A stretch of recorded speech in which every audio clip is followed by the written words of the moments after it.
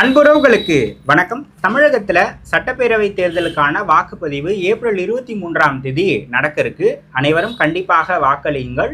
அது நம்மளுடைய உரிமையும் கடமையும். அதே போல் மாற்றம் வேணும் அப்படின்னு ஒரு சிலர் மாற்றம் வேணும், இல்லை எனக்கு இந்த சிஸ்டத்தின் இல்லை நம்பிக்கை இல்லை அப்படின்ட்டு நோட்டாவுக்கு வாக்களிப்பாங்க. எப்பயுமே ஒரு சதவீதம் நோட்டாவுக்கு வாக்களிப்பாங்க. நோட்டாவுக்கு வாக்களிப்பதால் எந்த பயனும் இல்லை, அதனால் எந்த மாற்றமும் ஏற்படாது. உங்கள் தொகுதி எதுவோ அதை அனலைஸ் பண்ணுங்கள். அங்கே யார் யார் வேட்பாளராக நிற்கிறாங்க, யார் என்னென்ன வாக்குறுதிகளை கொடுத்துருக்குறாங்க, அவங்க என்ன பின்புலத்திலிருந்து வராங்க, அவங்க நம்மளுக்கு நல்லது செய்வாங்களா அப்படின்றதெல்லாம் அனலைஸ் பண்ணி ஏதோ ஒரு வேட்பாளருக்கு வாக்களியுங்கள். அதுதான் சிறந்தது. நோட்டாவுக்கு ஓட்டு போட்டதால் எந்த பயனும் இல்லை, அதனால் எந்த மாற்றமும் வராது. அந்த புரிதலை நீங்கள் உள்வாங்கிக்குங்க. இந்த காணொலியில் துறைமுகம் சட்டமன்ற தொகுதி குறித்தும் அங்கே யார் யார் வேட்பாளராக நிற்கிறாங்க, அங்கே எவ்வளோ வாக்காளர்கள் இருக்கிறாங்க, அங்கே யாருக்கான களமாக இருக்குது, இதை தான் நம்ம பார்க்க போகிறோம். சென்னையில் வரக்கூடியது தான் துறைமுகம் சட்டமன்ற தொகுதி. சட்டமன்ற தொகுதி எண் 18. மத்திய சென்னை நாடாளுமன்ற தொகுதிக்கு உட்பட்டு துறைமுகம் தொகுதி வருது. அங்கே யார் யார் வேட்பாளராக இருக்கிறாங்க அப்படின்னு பார்த்தீங்கன்னா, திமுகவின் சார்பில் இந்து சமய அறநிலைத்துறை அமைச்சரும் சென்னை கிழக்கு மாவட்ட திமுக மாவட்ட செயலாளராக இருக்கக்கூடிய PK சேகர்பாபு அவர்கள் போட்டியிடுகிறார். அதிமுகவின் சார்பில் ராயபுரம் மனோ அவர்கள் போட்டியிடுகிறார். நாம் தமிழர் கட்சியின் சார்பில் ருஃபிகான் ஷெரீஃப் அவர்கள் போட்டியிடுகிறார். தமிழக வெற்றி கழகத்தின் சார்பில் PS அசோக் அவர்கள் போட்டியிடுகிறார். இங்கே ஒட்டுமொத்தமாக இருக்கக்கூடிய வாக்குச்சாவடிகள் 192.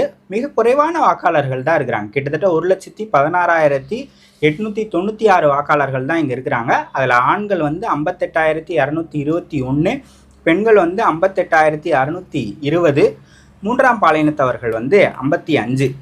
என்னென்ன சமூகங்கள் இங்கே பெரும்பான்மையாக இருக்கிறாங்க அப்படின்னு பார்த்தீங்கன்னா, ஆதி திராவிடர்கள் 20%, முஸ்லீம்கள் 17%. மண்ணடி போன்ற பகுதிகளில் முஸ்லீம் கணிசமாக இருக்கிறாங்க. இஸ்லாமியர்கள் கணிசமாக இருக்கிறாங்க.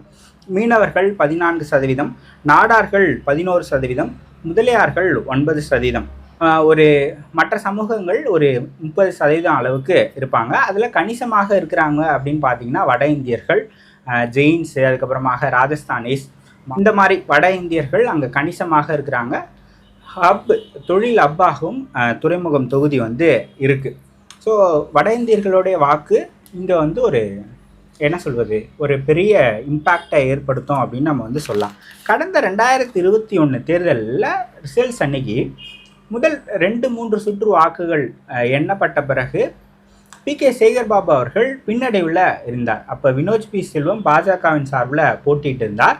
அவர் முன்னணியில் இருந்தார். ஒரு 3-4 சுற்று வரைக்கும் அவர் முன்னணியில் இருந்தார் அப்படின்னு நினைக்கிறேன். ஸோ வட இந்தியர்கள், அதுக்கப்புறமாக வடநாட்டவர்களுடைய வாக்குகளுடைய இம்பேக்ட் அது. அதனால் நான் அதை குறிப்பிடணும் அப்படின்னு நினைக்கிறேன். இதுவரை நடந்த தேர்தல்களில் இங்கே திமுக 11 முறை வெற்றி பெற்று இருக்குது.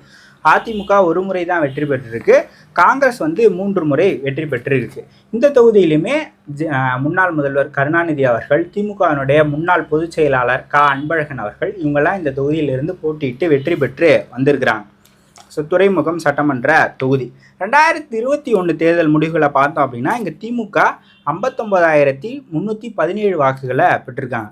பாஜக 32,043 வாக்குகளையும், மக்கள் நீதி மய்யம் 3,763 வாக்குகளையும், நாம் தமிழர் கட்சி 3,357 வாக்குகளையும் வாங்கியிருக்கு. வேட்பாளர்கள் குறித்து பார்க்கலாம். முதல்ல PK சேகர்பாபு அவர்கள் திமுகவினுடைய சென்னை கிழக்கு மாவட்ட செயலாளராக அவர் இருக்கிறார். அதிமுகவிலிருந்து திமுகவுக்கு வந்தவர். 2001-2006 அவர் RK நகரனுடைய சட்டமன்ற உறுப்பினராக இருந்தார். அப்போ அவர் அதிமுகவில் இருந்தார். அதன் பிறகு ஒரு பிரச்சனையில் அவர் 2010-11 காலகட்டத்தில் அதிமுகவிலிருந்து திமுகவுக்கு வரார். 2011 அவர் திமுகவின் சார்பில் RK நகரில் போட்டியிட்டார். அப்போ அவர் தோல்வியை தழுவினார். 2011 உங்களுக்கே தெரியும். அது மின்வெட்டு இருந்த காலகட்டம். அந்த 2008, 9, 10 அந்த காலகட்டங்களெல்லாம் மின்வெட்டு அதிகமாக இருக்கும். அது ப்ளஸ் 2G ஊழல் அந்த காலகட்டத்தில் நடந்த திமுகவுக்கான அவப்பெயர்களில் அந்த தேர்தலை சந்தித்தாங்க. ப்ளஸ் தேமுதிக அதிமுக கூட்டணியில் அந்த தேர்தல் சந்தித்தாங்க. ஸோ அப்போ திமுக ரொம்ப படுதோல்வியை சந்தித்த தேர்தல் 2011. ஸோ அப்போ அவர் போட்டியிட்டு தோல்வி அடைகிறாரு.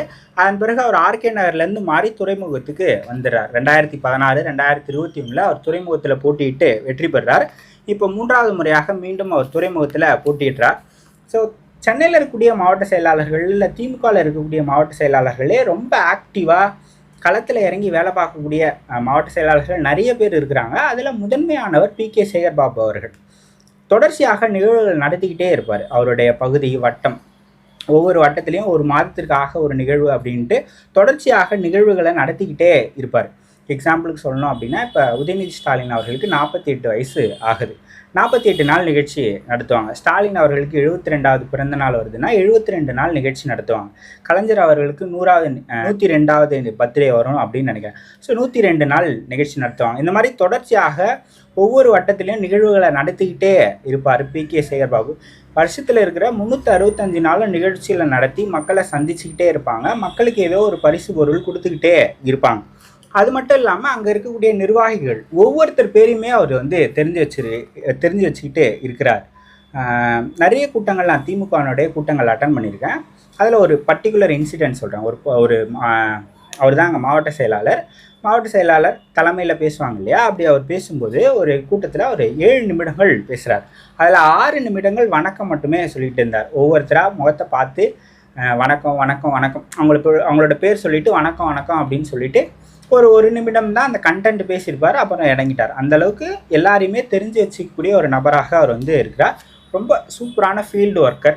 தொடர்ச்சியாக நிகழ்வுகளை நடத்தி மக்களை அணி திரட்டி இது பண்ணிக்கிட்டே இருக்கிறார். ஸோ துறைமுகம் தொகுதி அவருக்கு ஒரு சாதகமான தொகுதி தான். என்ன அவருக்கு நெகட்டிவ் இம்பேக்ட் அப்படின்னா, அங்கே இருக்கக்கூடிய வட இந்தியர்களுடைய ஓட்டு அங்கு பாஜக முன்னை விட ரொம்ப கணிசமாக வளர்ந்துருக்கிறாங்க.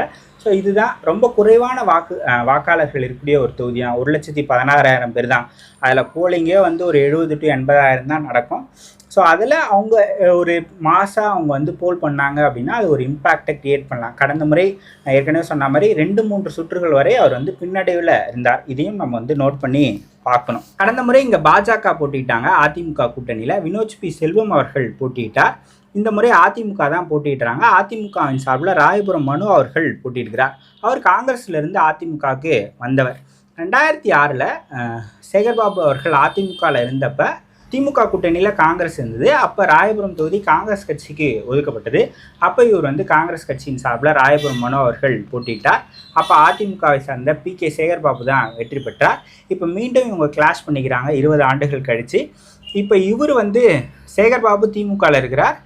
ராயபுரம் மனோ வந்து அதிமுகவின் சார்பில் போட்டியிடுகிறார். ஸோ 2019 ஒரு காங்கிரஸ் கட்சியிலிருந்து விலகி அதிமுகவில் இணைஞ்சார். 2024 நாடாளுமன்ற தேர்தலில் அதிமுகவின் சார்பில் வட சென்னையில் போட்டியிட்டார், தோல்வி அடைஞ்சார். இப்போ மீண்டும் சேகர்பாபு எதிர்த்து துறைமுகம் தொகுதியில் வேட்பாளராக களம்புகிறார். அவருமே வந்து லோக்கலில் செல்வாக்கு மிக்க நபர் தான். அதிமுகவுக்கும் கணிசமான எலெக்ஷன் மிஷினரி இருக்குது. வாக்கு வங்கியும் திமுகவுக்கு அடுத்தபடியாக அதிமுகவுக்கு தான் அங்கே வந்து இருக்குது. ஸோ ராயபுரம் மனு. நாம் தமிழர் கட்சிக்கு இங்கே பெருசாக வாக்கு வங்கி கிடையாது. கிட்டத்தட்ட 2021 இருந்தாலும் சரி, 2024 நாடாளுமன்ற தேர்தலாக இருந்தாலும் சரி, ஒரு 3500 வாக்குகள் தான் வாங்கியிருக்கிறாங்க. ஒரு இஸ்லாமியரை கேண்டிடேட்டாக சீமான் அவர்கள் நிறுத்தியிருக்கிறார்.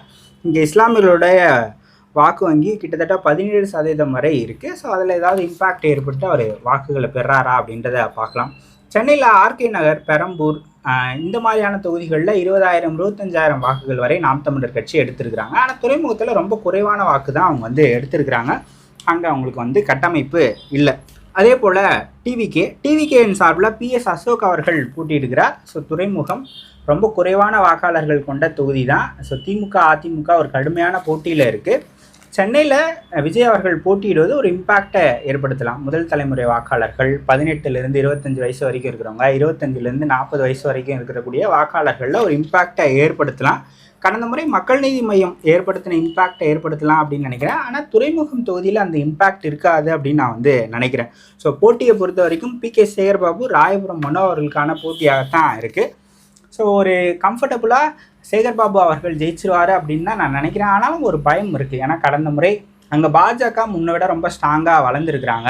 கடந்த முறையே முதல் 2-3 சுற்றுகளில் பின்னடைவை கொடுத்தாரு வினோத் பி. செல்வம். ஸோ இந்த ஃபேக்டர்ஸ்லாம் வச்சு பார்க்கும்போது ரொம்ப குறைவான வாக்காளர்கள் வேற இருக்கிறாங்க. ஒரு நிறைய வாக்காளர்கள் இருந்தாங்கன்னா அது ஒரு இம்பேக்டை ஏற்படுத்தாது. ரொம்ப குறைவான வாக்காளர்களில் ஒரு 15%, ஒரு 30% அப்படின்னும் போது 30%, கிட்டத்தட்ட ஒரு 15% வட இந்தியர்கள் அங்கே வந்து இருக்கிறாங்க. அதனால் அது ஒரு இம்பேக்டை க்ரியேட் பண்ணுமோ அதிமுகவோட வாக்கு வங்கி, பாஜகவோட வாக்கு வங்கி அப்படின்னு நான் வந்து நினைக்கிறேன்.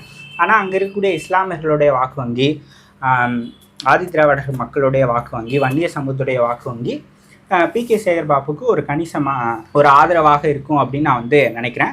ஸோ தொடர்ச்சியாக அவர் களத்தில் நிற்கக்கூடியவர், களத்தில் இறங்கி வேலை செய்யக்கூடியவர். அதனால் அவர் வந்து வெற்றி பெறுவார் அப்படின்னு தான் நான் வந்து நினைக்கிறேன். நீங்கள் என்ன நினைக்கிறீங்க? துறைமுகம் தொகுதியில் யார் வெற்றி பெறுவதற்கான வாய்ப்புகள் இருக்குது அப்படின்னு நினைக்கிறீங்க அப்படின்றத கமெண்ட் செக்ஷனில் சொல்லுங்கள். இன்னொரு தொகுதியினுடைய கள நிலவரத்தோடு இன்னொரு காணொலியில் சந்திக்கலாம். கண்டிப்பாக வாக்களியுங்கள். வாக்களிப்பது நம்மளுடைய உரிமையும் கடமை.